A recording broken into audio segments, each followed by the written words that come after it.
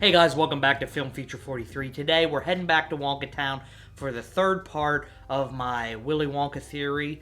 Trying to figure out who should have really won the factory and maybe why they didn't. So if you're new here, go ahead and subscribe. And let's get into it. Thanks to some comments I got in my last video, I kind of wanted to revisit Willy Wonka just because that's what you guys wanted to see. So I started doing some digging about fan theories of who really should have won the factory, and there seemed to be consensus around one character.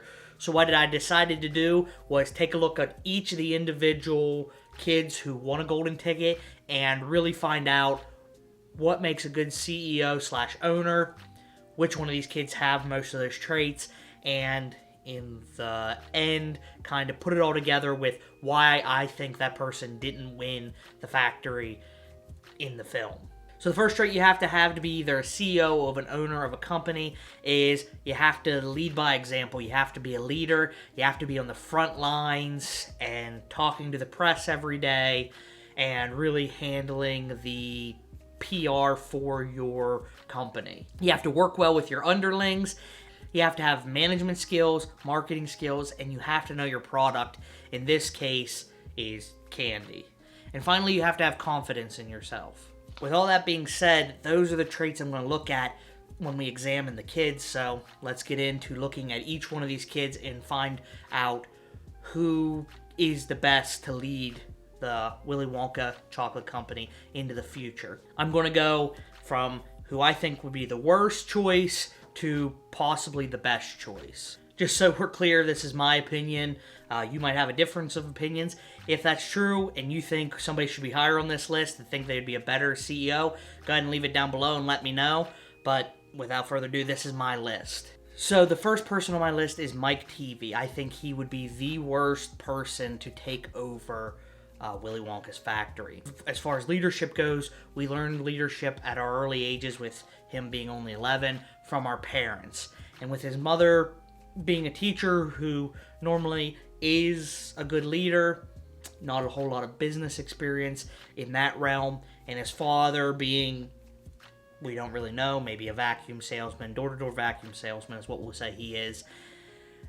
There's not really that business acumen that we see with some of the other kids. On a side note, while doing my research, I found out that it actually took over 40 takes to get the scene where Mike Teavee asks his dad about getting a gun, and he says, "Not until you're 12." I really don't know what would take over 40 takes to get that scene, but it might look a little something like this. Wait till I get a real one. Colt 45. Pop won't let me have one yet, will you, Pop? You'll shoot your eye out, kid. Cut. No. No. The line is not until you're 18, son. That's it. One line. We've been here for 4 hours, taking who knows how many takes. We still have the Chocolate River scene to shoot today, and the goose shoot scene to shoot. Not to mention the bees that we gotta have for the gum making scene. Let's just... Alright, take it from Paris's line about not being able to have the gun. Not until you're 18. That's it. One line.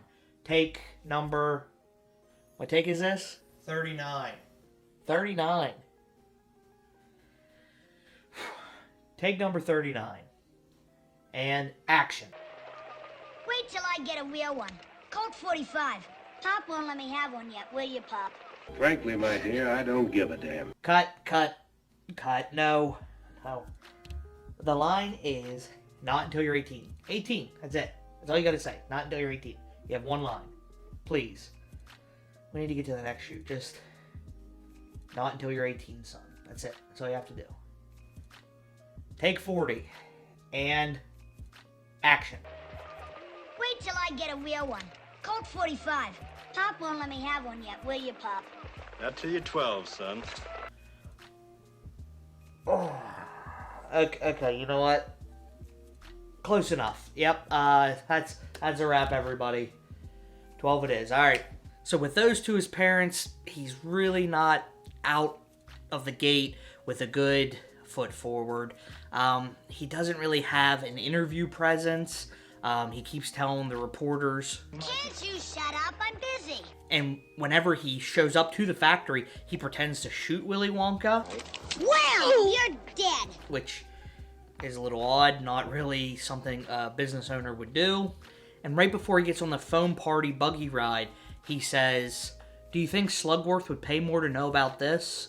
I don't think anybody in KFC's top echelon is there to sell out the secret formula. So the fact that he's willing to sell the secrets of the factory just to put money in his own pocket isn't really good business practice. The one thing he may have going for him is he may be a little bit better at the rest of the kids in marketing just because he watches so much TV, but you can hire a marketing team that really doesn't teach you a whole lot, and it seems like Willy Wonka's kind of ubiquitous across the globe to where he really doesn't need that much help marketing. I mean, he said that there's 5 golden tickets out there and the entire world went crazy trying to buy his chocolate. I don't think the Wonka brand really needs a marketing genius. So with all that being said, I think Teavee's toast. He shouldn't have won the contest. The second person on my list who I think is maybe a little bit higher up than Mike Teavee, these first 3 I think could go either way. I think you could put him anywhere in a slot, but the number 4 worst person would be Augustus Gloop. His dad's a butcher, so there might be a little bit of business acumen in there, but they live in a small town in Germany, so maybe he's the only butcher around.